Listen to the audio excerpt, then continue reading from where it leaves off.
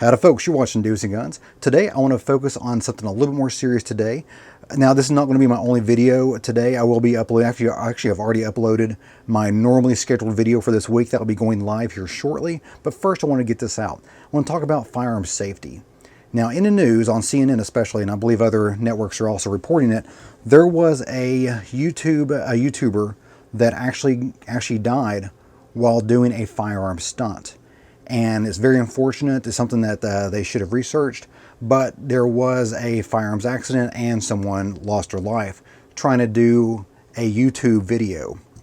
And I want to focus on firearms safety, because if the individual had focused or have used any of the firearm safety handling rules, they would have been fine. But unfortunately, they decided to throw all that out the window and go about their stunt. Now, from what I understand, I'm not going to talk about them, who they are. I'm not going to name their names or anything, but from what I understand from the description of the video, of course the video is not available. It's basically evidence at this point. But from what I understand from the report, the person was convinced that a book would stop a bullet. So he actually held the book up against his chest and had someone shoot it. And unfortunately, what we all expected to happen did happen, and the bullet went right through the book and into the unfortunate person, and he lost his life. Now, I'm not going to judge them on camera here because that's just not fair. It's not my business. That's not my position. There is a local judge looking at the case. But if they had followed any of the safe firearm handling rules, then no one would have been hurt.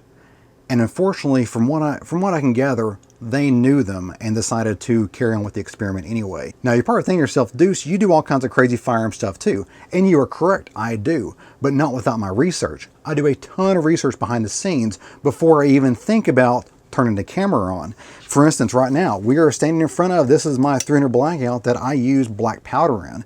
Not seen that video, it's a couple weeks back. And what I did was load up a bunch of 300 blackout cartridges with black powder instead of smokeless powder to see if it would work.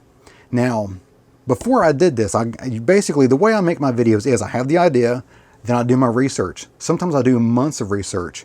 Between idea and actually going to the farm and shooting, I had about 6 months of research talking to the firearms manufacturer. I talked to the actual manufacturer of the black powder that I used.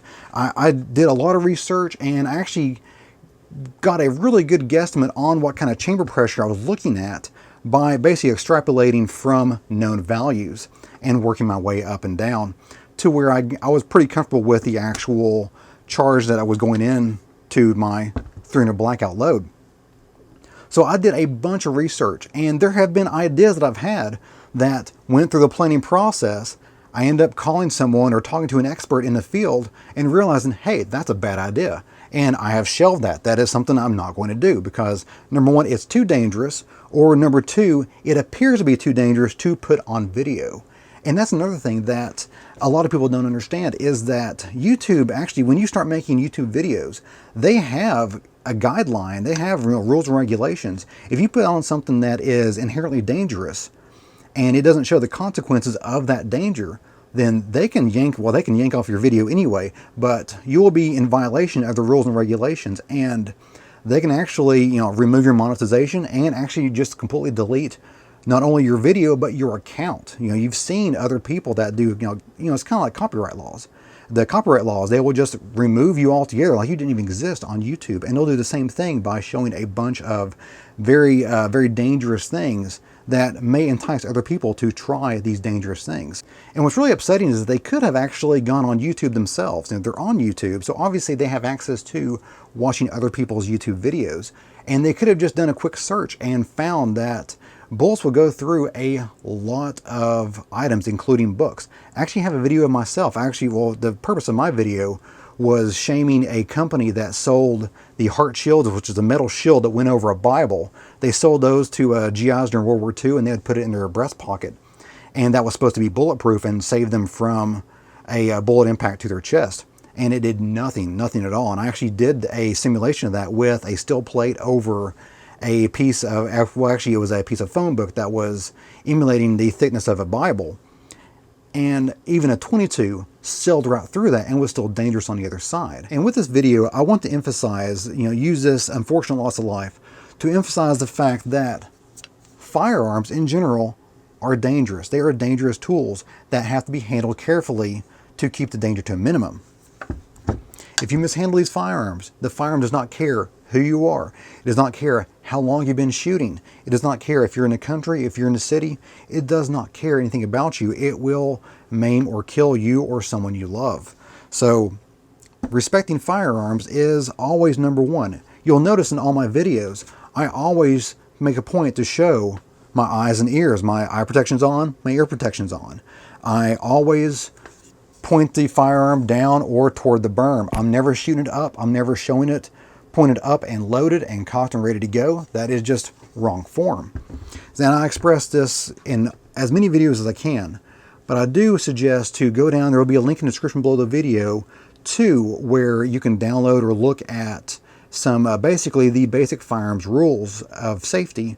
And I also suggest any shooter out there to take a firearm safety course. Every city will have them. Every single city where you can buy a firearm will have a firearm safety class, and I suggest you take one just as a refresher. I have taken them several times over the years just to refresh myself, just to remind myself that these things can be dangerous if mistreated and mishandled.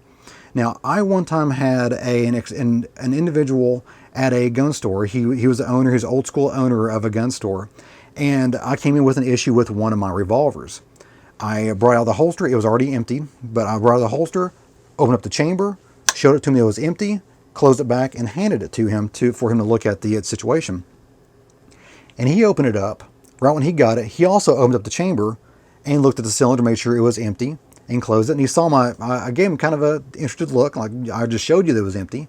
He's like, yeah, I know you just showed me that it was empty, but to keep in the habit, I always open up, every time I touch a firearm, he said he always opened up the action, whether it's a semi-automatic pistol, revolver, lever action, lever action right there, whatever it was, he always opened up the action the second he touched it, just to make sure it was loaded, even if he just saw it was loaded. Not because he thinks that a magical bullet entered the chamber without him knowing it, but to keep himself in the mindset to always do that. And I thought that was a really interesting way to stay safe, because the man lived firearms. He made his living on firearms. He was surrounded by several hundred firearms every single day during his job. And every single time he touched a firearm, he opened it up and he made sure it was clear, even if he just saw that it was clear. Now remember, I'll be uploading my actual video this week here shortly, so it'll probably already be up there by the time you watch this video. But what I would like to emphasize is take a moment this week or so and brush up on your firearm safety.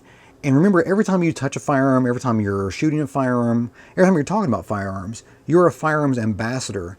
And the one thing you should always emphasize is safety. Well, guys, that's it for me today. Hope you enjoy. If you give me a like and go up, subscribe, a lot more is on the way. And if you have any comments, questions, or show ideas, go ahead and leave that in the comment box below the video. You guys have a great day and stay safe. See ya.